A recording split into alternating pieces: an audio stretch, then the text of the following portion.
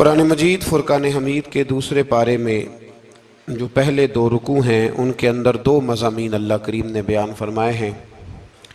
सबसे पहले तो तब्दीली किबला की बात इरशाद फरमाई गई है। अहले यहूद ये ताना देते थे कि दीन नया ले आए हैं लेकिन किबला वही हमारे वाला पुराना है। तो नबी करीम अलैहिस्सलाम ने मदीना मुनव्वरा में भी 16-17 महीने बैतुल मक़दस की तरफ मुँह करके नमाज अदा फरमाई। एक दिन ज़ोहर की नमाज हुजूर पढ़ा रहे थे तो दिल में ख़याल आया कि अल्लाह कभी किबला तब्दील हो जाए। दो रखतें हुजूर ने बैतुल मुक़द्दस की जानिब मुँह करके नमाज़ पढ़ी और हुजूर ने जैसे ही अपनी तवज्जो आसमान की तरफ फरमाई तो रब करीम ने फरमाया, महबूब हम आपका बार बार आसमान की तरफ देखना मुलाहजा कर रहे हैं, आप जिधर मुँह करेंगे हम उधर ही किबला बना देंगे। तो अल्लाह तबारक व तआला ने किबले को तब्दील फरमा दिया और फरमाया ये आजमाइश है, ये आजमाइश है पैरवी करने वालों के लिए। बहुत सारे लोग ऐसे होंगे जो उल्टे पांव फिर जाएंगे कि कल किबला और था और आज किबला और है, लेकिन बहुत सारे ऐसे हैं, बल्कि सारे ही ऐसे हैं इन्होंने सवाल ही कोई नहीं किया। उनकी तवज्जुहात का किबला मेरे नबी करीम अलैहिस्सलाम की ज़ात है, कोई सवाल नहीं किया। हुजूर के पीछे सहाबा ने नमाजें अदा की। फिर इन्हीं दो रुकुओं के अंदर अल्लाह तबारक व तआला ने इस बात की भी वजाहत फरमाई कि अब मुसलमान जहाँ कहीं से भी आएँ वो अपना रुख मस्जिदुल हराम की तरफ कर लें, बैतुल्लाह शरीफ की तरफ कर लें और उसी तरफ मुँह करके वो नमाज़ पढ़ें। और इन्हीं इब्तदाई दो रुकू जो हैं इनके अंदर अल्लाह ताला ने यह भी बयान फरमाया कि मुसलमान दरमियानी उम्मत है, उम्मत वस्त है।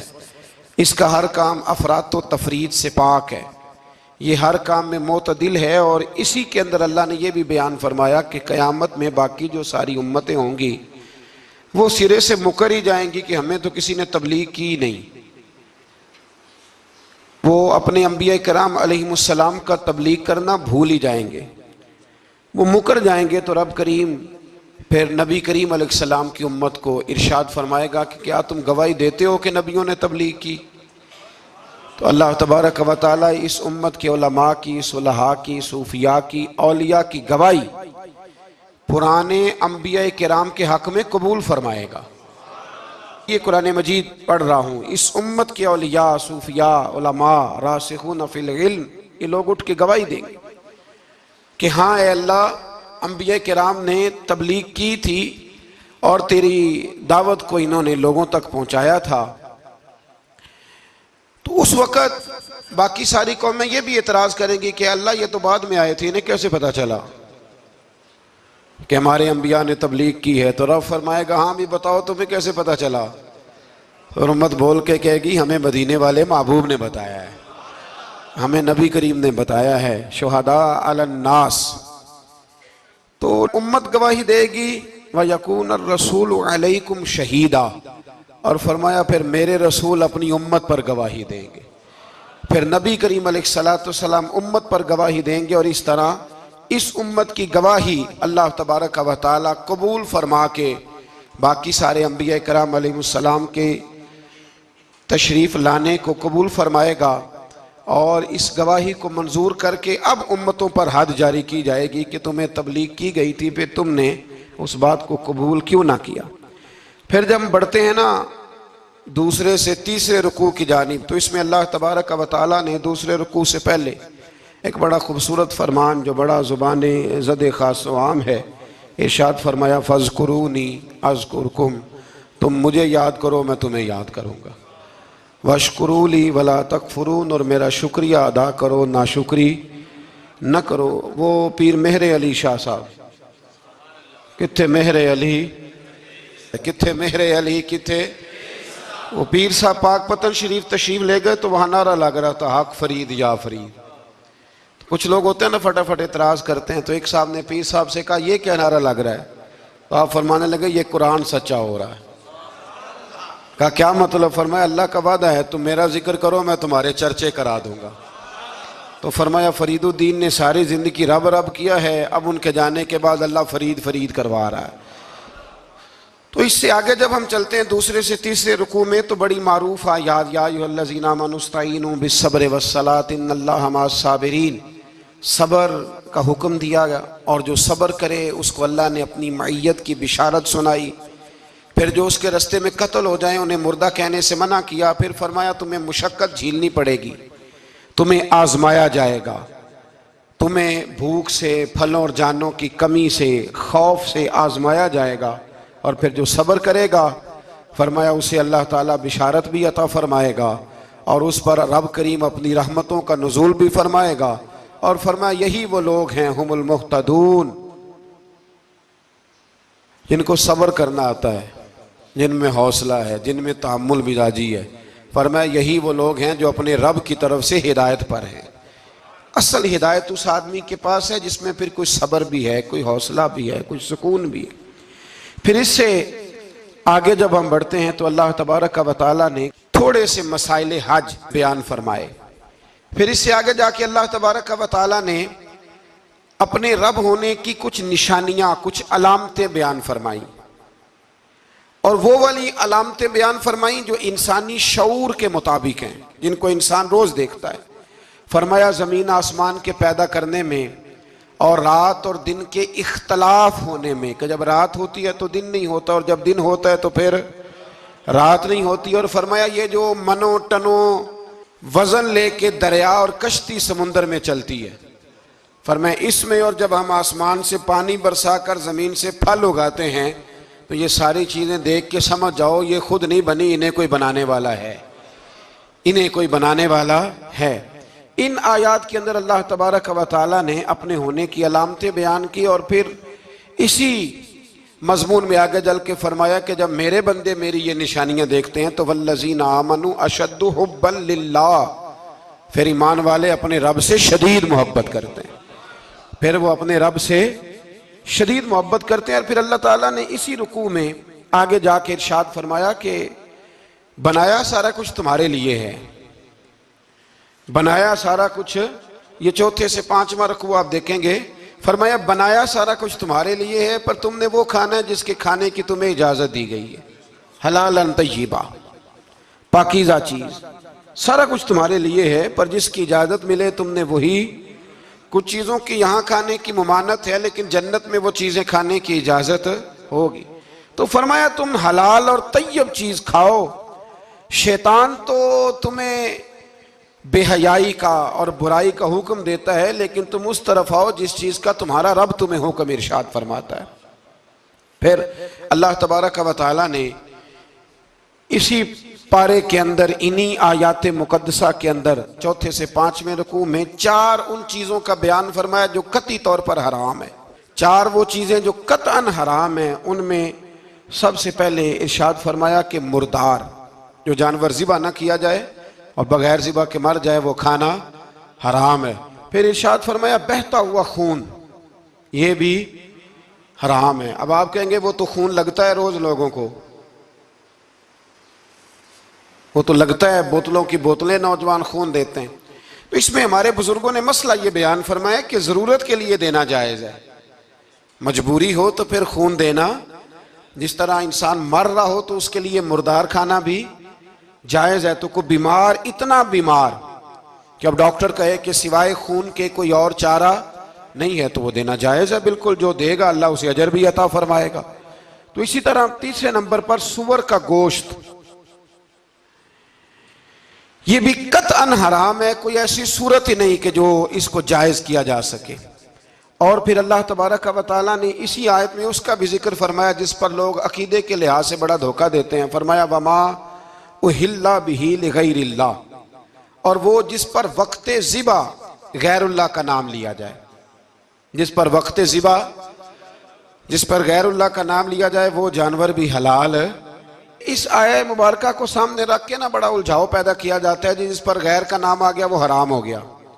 लिहाजा किसी ने कह दिया कि ये बकरा गौसे आजम के नाम का रखा है तो ये हराम है, और किसी ने कहा कि ये मैंने 11वीं शरीफ के लिए दुम्बा रखा है, कुर्बानी हुजूर गौसे आजम के साले सवाब के लिए दूंगा तो ये दुरुस्त नहीं। तो भाई याद रखो, वक्त ज़िबा, यहां तमाम मुफस्सिरीन ने यही लिखा है कि वक्त ज़िबा किसी और का नाम लिया तो फिर वो हराम। देखे ना, किसी बंदे ने अगर कह दिया कि ये दुम्बा जैद का है, 4-5 दुम्बे बकरे घूम रहे थे, किसी ने कह दिया जैद का है, ये बकर का है, ये अमर का है, ये साद का है, अब क्या ये लफ्ज कहने से वो हराम हो जाएगा?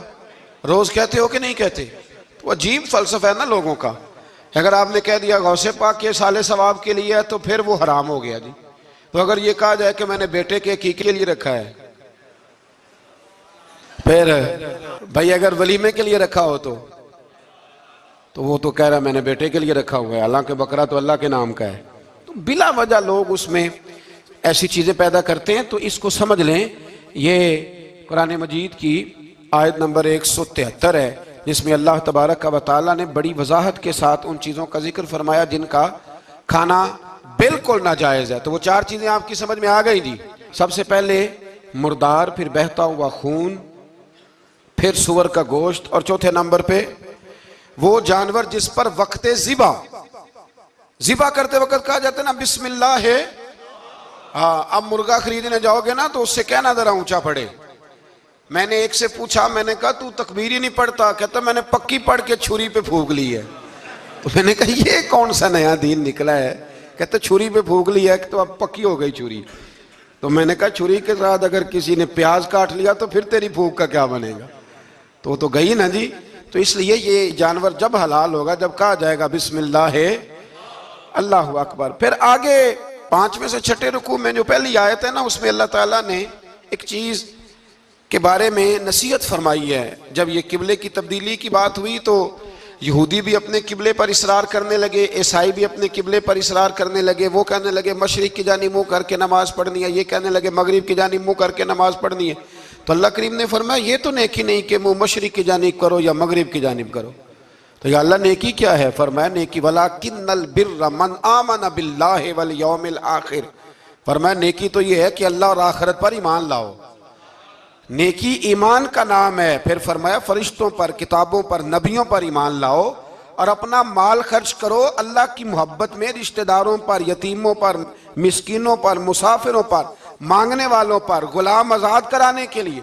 और फरमाया नेकी तो ये है कि नमाज कायम करो, ज़कात अदा करो, अपने वादे पूरे करो जब तुम वादा कर लेते हो, और जब तुम्हें कोई मुसीबत पहुंचे उस पर सब्र करो। फरमाया उलाइकल लज़ीना सदकू, ये वो लोग हैं जो नेकी के दावे में सच्चे हैं, जो ईमान भी लाएं, खर्च भी करें, मुसीबत पर सब्र भी करें। ये वो लोग हैं जो ईमान के दावे में सच्चे हैं। व उलाइका हुमुल मुत्तकून, और ये वो लोग हैं जो परहेजगार हैं अल्लाह से। आगे आगे ये आयत जिसमें अल्लाह ने किसास का हुक्म दिया है, बदला लेने का। ये हुक्म स्टेट के लिए है, हुक्मरानों के लिए। फरमाया कि जब कोई शख्स किसी के साथ कोई जुल्म करे तो फिर उसका बदला लो। तो किस तरह बदला लेना है? फरमाया अल हुर्रु बिल हुर्री वल अब्दु बिल अब्दी वल उनसा बिल उनसा। आज़ाद के बदले आज़ाद, गुलाम के बदले गुलाम, औरत के बदले औरत। हाँ, अगर कोई वारिस माफ कर दे तो बात अलग है, वरना बदला लो। और कुरान मजीद ने यहाँ इरशाद फरमाया कि अगर तुम बदला लोगे तो जिंदगी मिलेगी, तुम्हें जिंदगी मिलेगी। अगर हुक्मरान मुजरिमों को सजा देंगे तो बाकी लोगों की जिंदगी महफूज रहेगी, बचेगी। हुक्म दिया गया यहाँ के बदला लिया जाए। फिर जब हम 6ठे से 7वें रुकू की तरफ चलते हैं तो इसमें अल्लाह ने रोजे का हुक्म दिया, रमजान की फजीलत बयान की, और इरशाद फरमाया गया कि जो रोजा ना रख सके वो फिदियतुन तामुन मिस्कीन, जो तो मरीज हो, बीमार हो, वो तो उतने रोजे जो है वो अगले दिनों में रख ले। और आगे जाके ये भी बताया गया कि जो ज्यादा ही बीमार हो फिर वो एक मिस्कीन का फिदिया दे दे, खाना दे दे। फिर इसी आया करीमा में रब करीम ने फरमाया अगर तुम मुझसे दुआ मांगोगे इसी रुकू में तो फरमाया मैं तुम्हारी दुआओं को भी जरूर कबूल करूंगा। फिर इसी में बताया गया कि रात के वक्त तुम्हें खाने की भी इजाजत है और अमले ज़ौजियत की भी तुम्हें इजाजत दी जाती है। इसी तरीके से फिर आगे अल्लाह तबारक व तआला ने हज के महीनों के बारे में अलामतें इरशाद फरमाई और मसाइल हज कुछ आगे जाके बयान किए। और एक और गलत रस्म, लोग रस्में बना लेते हैं ना, एक और रस्म थी कि यहूदी और ईसाई जब हज करते थे ना, इहराम बांध लेते थे, फिर दरवाजे से घर में दाखिल नहीं होते थे। ऊपर से छलांग लगा के कि अब हम पाक हो गए। तो दरवाज़ा चूंकि गुनाहगार है, इसके बीच से गुनाहगार आते जाते रहे हैं, लिहाजा दरवाजे से नहीं गुजरते थे। तो अल्लाह करीम ने फरमाया ये कोई नेकी नहीं, ये कोई तरीका नहीं कि तुम दरवाजों से ना गुजरो। वलाकिन्नल बिर्रा मनित्तका, दरवाजे के ऊपर से छलांग लगाना नेकी नहीं, बल्कि नेकी तो ये है कि अल्लाह से डरना शुरू कर दो। हज के बाद पाक साफ हो जाओ, डरना शुरू करो, ये असल में नेकी है। तो फिर अल्लाह तबारक व तआला ने हज के मसाइल काफ़ी तफसील के साथ, चूँकि वो फ़िकी मसाइल हैं और पूरी उसकी जुज़ियात हैं, लिहाजा वो एक नशिस्त में करने की बात नहीं। तो रब करीम ने वहाँ मशअर हराम का भी जिक्र फरमाया और उन सब चीज़ों की तरफ निशानदही फरमाई जिन पर तवज्जो करना उम्मत मुस्लिमा के लिए बड़ा ही ज़रूरी है। फिर आगे 8वें रुकू तक ये बातें मुख्तलिफ अंदाज में चलती रहीं। फिर 9वें से 10वें रुकू में एक बात रब करीम ने यह इरशाद फरमाई कि मैंने काफिरों की नज़र में ना, जब उन्होंने मेरी नाफरमानी की है, मेरे कलमा नहीं पढ़ा, मेरे महबूब को नहीं माना, कुरान मजीद को नहीं माना, तो फरमाया मैंने दुनिया की ज़िंदगी उनके सामने मुज़य्यन कर दी। ये बड़ी समझने वाली बात। फरमाया ज़ुय्यिन लिल्लज़ीना कफ़रू, वो जिन्होंने कुफ्र किया था ना, उनके लिए जीनत दे दी किसे? हयातुद दुनिया, दुनिया की ज़िंदगी को अल्लाह ने ना उनके लिए हसीन कर दी। उन्हें बड़े अच्छे लगते हैं, ये मेरी जायदाद है, ये मेरा बाग है, ओ मेरी हवेली है, ये सारे मेरे जनाब बंगले। फरमाया ये चीज़ें हमने काफिरों की नज़र में फिर प्यारी कर दी। समझिएगा बात, ये काफिर का तरीका है कि वह दुनियादारी का माल देखता है तो उसकी आंखें खिल जाती हैं, बड़ा राजी होता है। मोमिन का ये तरीका, मोमिन किस बात पे राजी होता है? अल्लाह तबारक व तआला की रज़ा पे मोमिन राजी होता है। इस चीज़ को अल्लाह करीम ने यहाँ बयान फरमाया। फिर इससे आगे जो हुर्मत वाले महीने हैं उन महीनों का जिक्र किया गया। फिर अल्लाह तबारक व तआला ने जुए और शराब को हराम करार दिया। 219 नंबर आयत है, इसी रुकू में अल्लाह तबारक व तआला ने उसका भी तज़किरा फरमाया। ये तफसील के साथ तज़किरे जारी रहे। फिर इसी तरह औरतों के जो हैज़ो नफास के मसाइल हैं उनको भी अल्लाह तबारक व तआला ने इसी पारे के अंदर बयान फरमाया। कुछ तलाक के मसाइल भी अल्लाह करीम ने इसी पारे 9वें रुकू से आगे जाके उन सारी चीज़ों को अल्लाह करीम ने बयान फरमाया। और फिर ये भी इरशाद फरमाया हैज़ो नफास मसाइल और तलाक, इन सारी चीज़ों को बयान करने के बाद फरमाया कि इनके मसाइल गोया सीख लो, उस पर अमल करो। और फरमाया तिलका हुदूदुल्लाह, ये अल्लाह की हदें हैं। फला तातदूहा, अल्लाह की हदों से आगे न गुजरना। ये वो बाउंड्री है जो अल्लाह ने बनाई है, ये हुक्म वो हैं जो रब ने दिए हैं, तो इनसे आगे ना जाना। तो बितफसील इन सारी चीज़ों का यहाँ बयान फरमाया गया। और वो मसाइल जो बड़ी तेज़ी से लोग उलझा देते हैं उनका भी अल्लाह करीम ने यहाँ जिक्र फरमाया।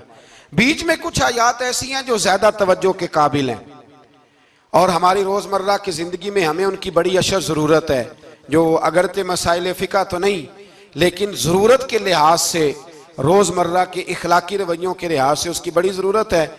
उन चंद आयात का भी हमने इंतखाब किया, इंशाअल्लाह उस पर भी कुछ बात करता हूँ। इस पारे के आखिर में ना अल्लाह करीम ने एक वाक़या बयान फरमाया है। इसमें अल्लाह तबारक व तआला ने ना बनी इसराइल का एक वाक़या बड़ी तफसील के साथ, और वो इस पारे के इख्तिताम पर अक़ीदे के लिहाज से, नज़रिए के लिहाज से, समझने के लिहाज से बड़ी अहम चीज़ है, उस पर ज़रूर गौर फरमाएँ। वो ये हुआ कि बनी इसराइल के अंदर हमेशा ऐसे होता था कि अल्लाह तबारक व तआला एक पैगम्बर और एक बादशाह, बनी इसराइल के अंदर हमेशा नबी और बादशाह मौजूद रहते थे। एक वक्त ऐसा आया कि बनी इसराइल में कोई नबी नहीं थे और बनी इसराइल का जो अपना इलाका था ना वो मुल्क शाम है।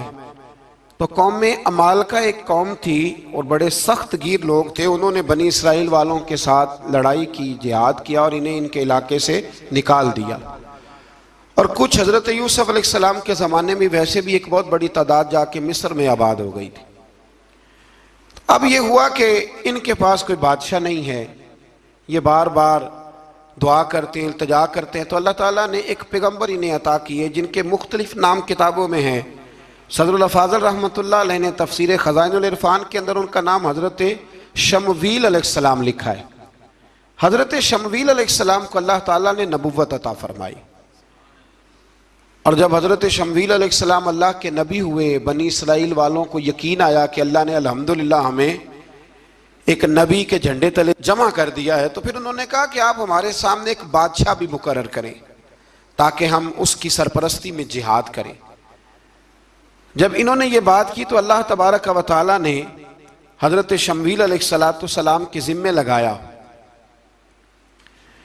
तो एक उस ज़माने में अल्लाह के नेक बंदे थे, जनाब तालूत अलैहिस्सलाम उनका नाम था। तो हज़रत शमवील अलैहिस्सलाम ने उन्हें कहा कि अल्लाह करीम ने ना तुम्हारा बादशाह तालूत को बनाया है।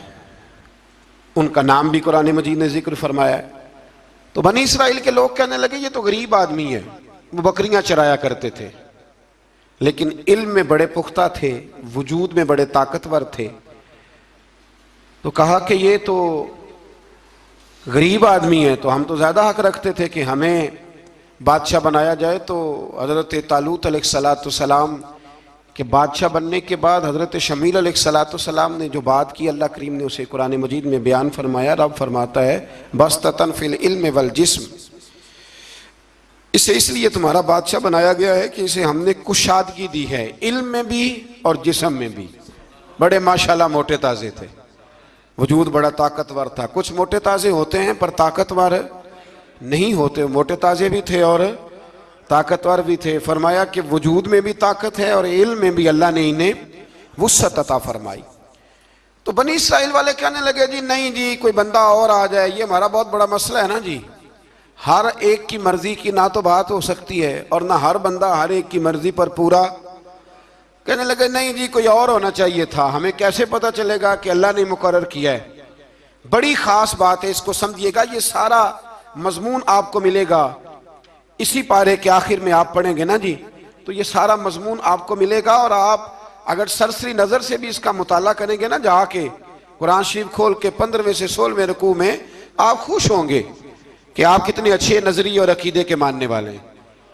तो जब कहा ना कि तालूत को हमारा बादशाह बनाया गया, तो दलील क्या है? तो कुरान कहता है कि हज़रत शमवील अलैहिस्सलाम ने फरमाया कि तुम्हारा एक ताबूत था, एक संदूक था तुम्हारे पास, वो संदूक तुम्हारा कौमे उमाल का उठा के ले गई थी।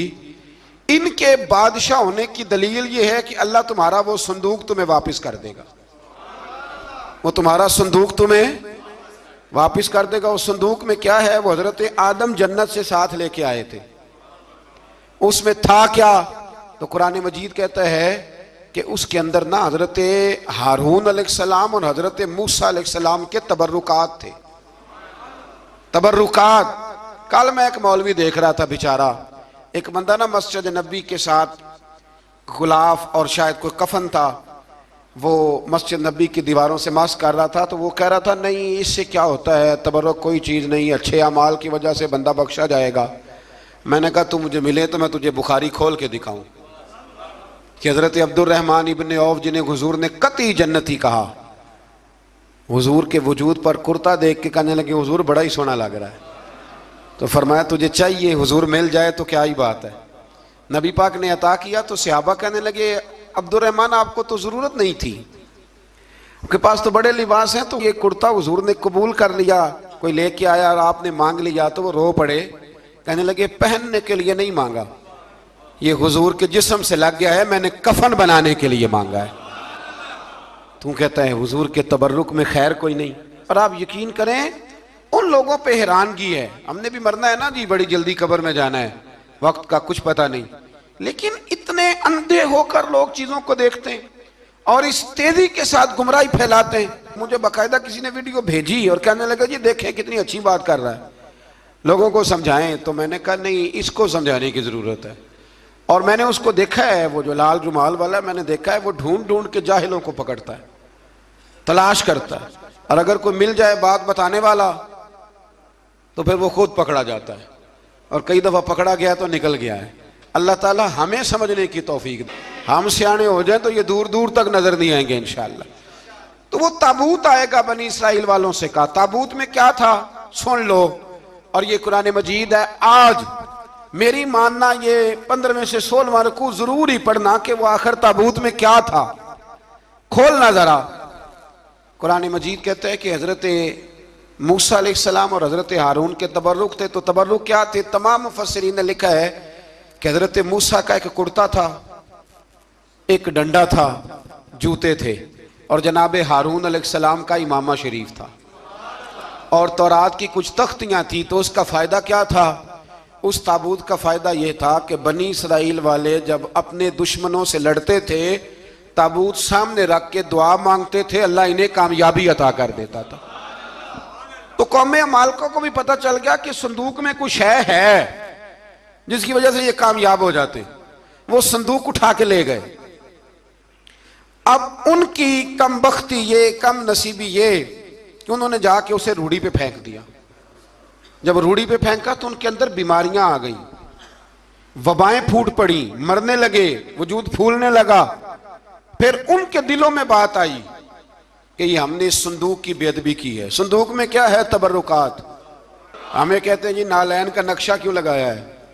तो हमारे तो बुजुर्गों का कीदा है, सर पे रखने को मिल जाए अगर नक्शे नाले पाके हुजूर, तो फिर कहेंगे कि हाँ ताजदार हम भी हैं। तो कहा कि उसके अंदर ये तबर्रुकात थे। उन्हें भी समझ में आई तो उन्होंने ना बैलगाड़ी मंगाई और वो संदूक उठा के उसके ऊपर रख दिया। अब क्या हुआ? कुरान कहता है कि फरिश्तों ने ना उस संदूक को वहां से उठाया। मुफस्सिरीन ने लिखा है इसका माना यह भी हो सकता है कि उस बैलगाड़ी को डायरेक्शन पे लगाया। उधर से हजरत शमूएल अलैहिस्सलाम ने जनाब तालूत को बादशाह बना दिया और इधर से वो संदूक चल पड़ा। कहा भाई हम इनको कैसे बादशाह माने? तो फरमाया बादशाह इस तरह मानोगे कि तुम्हारा वो संदूक आ जाएगा। और कुरान कहते हैं उस संदूक में तुम्हारे दिलों का सुकून है, उसमें तुम्हारे दिलों का। और भाई हमारी तो कोशिश होती है बुजुर्गों से कोई चीज मिल जाए, अल्लाह वालों का कोई तबर्रुक हमारे हाथ आ जाए। तो वो संदूक आ गया, ये मान गए। अब जिहाद करने निकले तो लड़ना था जालूत की कौम के साथ। वो बड़ा सख्त आदमी था, 3-3 मन सोना उसने वजूद पे पहना होता था। उसकी कौम से लड़ना है, टोपी बड़ी तगड़ी पहनी होती थी लोहे की। अब कौन लड़े? एक नौजवान थे जिनका नाम था दाऊद अलैहिस्सलाम। वो भी बकरियां चराया करते थे। और जिन दिनों हजरत तालूत निकले ना अपनी कौम को लेकर जालूत के खिलाफ लड़ने, तो हजरत दाऊद भी शामिल हो गए। अल्लाह जब किसी को नवाजता है ना तो फिर खास ही करम नवाजी करता है। मुफस्सिरीन ने लिखा जब ये जा रहे थे ना, वहां जा रहे थे तो रास्ते में इन्हें 3 पत्थर मिल गए। इन्होंने वो तीनों पत्थर उठा लिए। उस जमाने में पत्थर फेंकने के लिए छोटी छोटी लोगों के पास चीजें हुआ करती थी, उसको कोफन भी लोग कहते थे, मंजनीक, उसको सामने रख के फिर बनाई गई। तो आपके पास भी वो आला था जिससे दुश्मन पर पत्थर मारे जाते थे। तो आप वो मशीन लेकर, वो आला लेकर वहां पहुंचे हुए थे। 3 पत्थर आपके पास थे। आप फरमाते उस दिन मैं बड़ा बीमार था, इतना बीमार था कि मेरा रंग पीला हो गया। अब वो जालूत के सामने कोई नहीं जाता था। तो जनाब तालूत कहने लगे कि जो जालूत को मारेगा ना, यानी इनके बादशाह को इस कौम के, तो मैं उसे अपनी आधी सल्तनत भी दे दूंगा और अपनी बेटी का निकाह भी उसके साथ कर दूंगा। देखें अल्लाह नवाजता है तो किस अंदाज में नवाजता है। तो हजरत दाऊद कहते हैं वो दूर खड़ा था तो मैंने ना 3 पत्थर मारे। भाई हिम्मत करना तो हमारे जिम्मे है कि नहीं?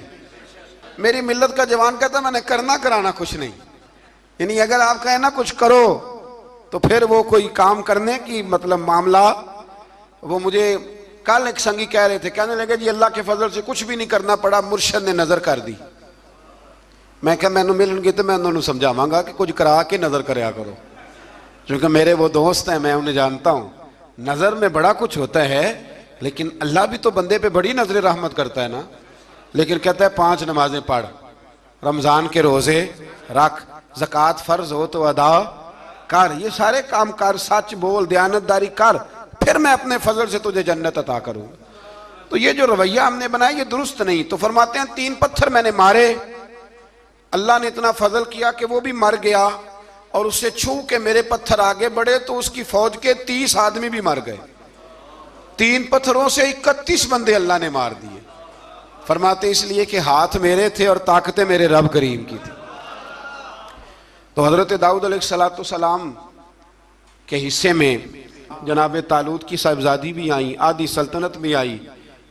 काफ़ी साल हज़रत तालूत हयात रहे, फिर उनका विसाल हो गया, तो सारी सल्तनत हज़रत दाऊद को मिली और फिर अल्लाह तबारक व तआला ने उन्हें नबूवत भी अता फरमाई। ये दुनिया में वाहद पैगंबर हैं जो बैक वक्त नबी भी थे और बादशाह भी थे। और फिर अल्लाह ने फजल फरमाया, इन्होंने बड़ी बड़ी फुतूहात की। और फिर हज़रत दाऊद के साहिबजादे का नाम हज़रत सुलेमान अलैहिस्सलाम, फिर उनके साहिबजादे का नाम हज़रत। तो ये हुआ कैसे? ये सारा कुछ अल्लाह तबारक व तआला के फजल से हुआ, उसके करम से हुआ। अब इस वाक़या से हमें क्या पता चलता है? हमें यह पता चलता है कि रब जब फजल फरमाए ना किसी पे भी, तो हमें उस बंदे को देख के राजी होना चाहिए, कोई शिकवा नहीं करना चाहिए। और दूसरी बात ये समझ लेना चाहिए कि हुकूमतें, माल, दौलत ये सिर्फ सियासतों से नहीं मिलती, ये खुदा के फजल से मिलती है। और ये भी समझ लेना चाहिए कि जो बुजुर्गों के तबरुकात होते हैं उनकी क्या ही बात होती है। चंद बातें ऐसी थी कि मेरा दिल करता था उनको दोहराया जाए और ख़ास करके उन बातों पर तवज्जो की जाए। यहाँ ना अल्लाह तबारक व तआला ने उन बातों में से एक बात का जिक्र फरमाया है। यहाँ 207 नंबर जो आयत है ना इसी पारे की, उसमें अल्लाह करीम ने फरमाया कुछ लोग ऐसे हैं जो अपनी जानें ही अल्लाह के हवाले कर देते हैं। जिंदगी का मकसद दीन होता है, लुटा देते हैं। ये नाजिल कब हुई? यह आयत मुबारक हज़रत सुहैब रूमी के बारे में नाजिल हुई। हज़रत सुहैब रूमी रदी अल्लाह तआला अन्हु बड़े मालदार थे। मक्के से जब चले ना तो सारा माल मक्के में छोड़ दिया, इसलिए कि अल्लाह के रसूल मदीने चले गए। फरमाते हैं फिर मैंने मालो दौलत की परवाह नहीं की, फिर मैंने ये सोचा कि मैंने अपने हबीब के पास जाना है। सारा माल एक जगह पे दबाया और फरमाते मैं मदीना तय्यबा के लिए जब निकला तो कुफार ने, कुरैश मक्का ने रोका, हम नहीं जाने देंगे। तो हज़रत सुहैब रूमी फरमाने लगे भी सुनो, मैं कमज़ोर नहीं, मैं ताकतवर आदमी हूँ और तुम में से कोई ऐसा माई का लाल नहीं जो तीर चलाने में मुझसे ज़्यादा सियाना हो, तलवार चलाने में मुझसे ज़्यादा अक्लमंद हो। जाना मदीने मैंने है। अब यह है कि तुम बताओ मेरे साथ तीरों तलवारों से लड़ोगे या मैं तुम्हें एक सौदा बताऊँ वो सौदा करोगे? कुरैश कहने लगे सौदा क्या है? कहने लगे मेरा बड़ा माल है, मैं मक्के में दफन करके आया हूँ, तुम मुझे मदीने जाने दो, मैं तुम्हें सारे माल का पता बता देता हूँ। हजारों लाखों में था माल तिजारत। देखें जब सहाबा मदीने जाते थे तो कितनी कीमत दे के जाया करते थे। तुम मुझे जाने दो, मैं तुम्हें वहां का पता बताता हूं। उन्होंने कहा जी बात ठीक है, आप पता बता दे। हज़रत सुहैब ने सारी जिंदगी की जमा पूंजी हजारों लाखों में सारी दे दी और मदीने के लिए तैयार हो गए। अल्लाह करीम ने इस बात को बड़ा ही पसंद फरमाया और फरमाया व मिनन नासी मन यशरी नफ्सहु इब्तिगा मरदातिल्लाह। फरमाया कुछ लोग ऐसे हैं जो अपनी जानें ही बेच देते हैं अल्लाह की रिजा हासिल करने के लिए, अपनी जानें बेच देते हैं। नफ्सहु इब्तिगा मरदातिल्लाह, अल्लाह की रजा हासिल करने के लिए अपनी जानों को बेच देते हैं। तो फरमाया फिर अल्लाह क्या करता है? फरमाया वल्लाहु रऊफुम बिल इबाद, फिर अल्लाह भी अपने बंदों पर बड़ा ही रहम फरमाने वाला है। जब ये सारा माल दे के मदीने पहुंचे ना तो इनके इस्तकबाल के लिए जनाब उमर पहले से मौजूद थे। हजरत उमर रिसीव करके नबी करीम की बारगाह में ले गए तो फरमाते हैं हुजूर ने मुझे देखते ही फरमाया सुहेब, जिंदगी में तुमने बड़ी तिजारतें की होंगी पर ये जो तूने सौदा किया है ना ये बड़ा ही नफे वाला किया है। ये जो सौदा फरमाया ये तूने बड़ा, तो दीन के लिए जब आप कोई काम करते हैं तो ये सौदा बड़ा नफे वाला। एक मजमून और यहां है 216 नंबर आयत में, वो भी बड़ा ही समझने वाला है। अल्लाह करीम ने जब जिहाद फर्ज किया ना तो फरमाया कुतिबा अलैकुमुल किताल, हमने तुम पर कत्ल करना, किताल करना फर्ज किया है। फरमाया हो सकता है तुम्हें ये कराहत महसूस हो, मुश्किल लगे, बुरा लगे। एक बात जो आज की नसीहत है और मज़ामीने कुरान जो हम सीख रहे हैं उसके अंदर से हमें ये ख़ास चीज़ है जिसको समझना चाहिए। अल्लाह करीम ने फरमाया कि तुम पर जिहाद फ़र्ज किया गया है, वाहुवा कुरहुल लकुम, हो सकता है तुम्हें नापसंद हो, तो एक ना सारी ज़िंदगी के लिए एक नसीहत कर दी। फरमाया व आसा अन तकरहू शैया, हो सकता है तुम किसी चीज़ को नापसंद करो, वहुवा खैरुल लकुम, और वो तुम्हारे लिए अच्छी हो। अल्लाहु अकबर।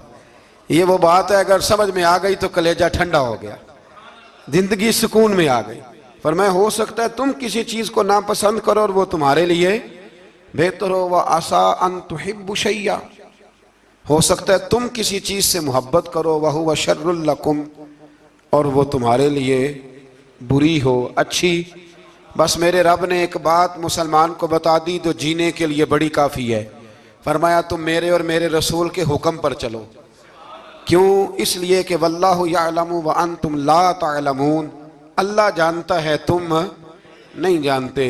अल्लाह के तरीक़ों के मुताबिक, रसूलुल्लाह के बताए हुए तरीक़ों के मुताबिक चलो। अल्लाह जानता है, हम जानते नहीं। तो कुरान मजीद की इस नसीहत पर ज़रूर गौर करें। एक शख्स ने एक दफ़ा अपनी बीवी की बड़ी शिकायतें की नबी करीम की बारगाह में, तो रसूल करीम अलैहिस्सलाम ने फरमाया हो सकता है अल्लाह तुम्हें उसमें से ऐसी औलाद अता कर दे जो तेरे लिए बाइसे खैर हो। जो चीज़ें हम नापसंद करते हैं बाज़ औक़ात उसी में से अल्लाह ताला हमारे लिए खैर कर देता है। अल्लाह हमें समझने की तौफ़ीक़ अता फ़रमाए। आखिर दावा।